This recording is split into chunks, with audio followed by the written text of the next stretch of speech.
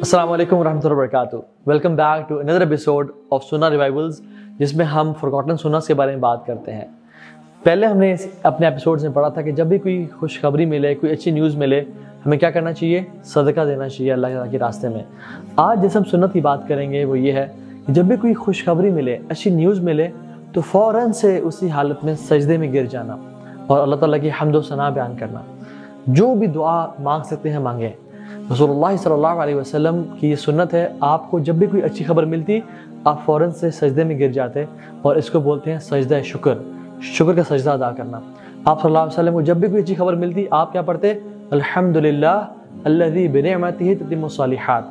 اللہ تعالیٰ تیرا شکر ہے جس کی وجہ سے تمام اچھی چیزیں، تمام نعمتیں کمپلیشن تک پہنچتی ہیں. جب بھی کوئی سیلری میں انکریز ملے، جب بھی کسی کو شفا ملے، جب بھی آپریشن سکسیزفل ہو جائے، کسی کا کووڈ کیس نیگیٹو آ جائے، فوراً سے گر جائیں اور اللہ تعالیٰ کی حمد و ثنا بیان کریں.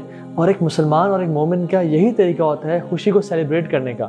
ویسا نہیں کرتا کہ بلکہ گانے لگا دے، ناچنے شروع کر دے، گانا شروع کر دے اور جو ہے نا اللہ تعالیٰ کی نافرمانی میں بڑھ جائے. نہیں، مسلمان کو جب بھی کوئی خوشی ملتی ہے، کوئی اچھی خبر ملتی ہے، وہ اپنی اطاعت میں انکریز کر دیتا ہے، وہ اللہ تعالیٰ کی فرمانبرداری میں اپنے آپ کو بڑھا دیتا ہے. پاکستان کا میچ جیتے تو ہم سجدہ کرتے ہیں کہ اس کے بعد کیا ہو رہا ہوتا ہے؟ ناچنے گانے کا سلسلہ چلنا شروع ہو جاتا ہے. اور یہ سجدہ شکر صرف کرکٹ میچ تک محدود نہیں ہے.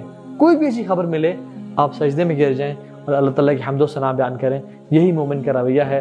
تو انشاءاللہ اس سنت کو ہمیں اپنی زندگی میں بھی عمل کرنا ہے اور لوگوں تک پھیلانا ہے. جزاکم اللہ خیر. السلام علیکم ورحمۃ اللہ وبرکاتہ.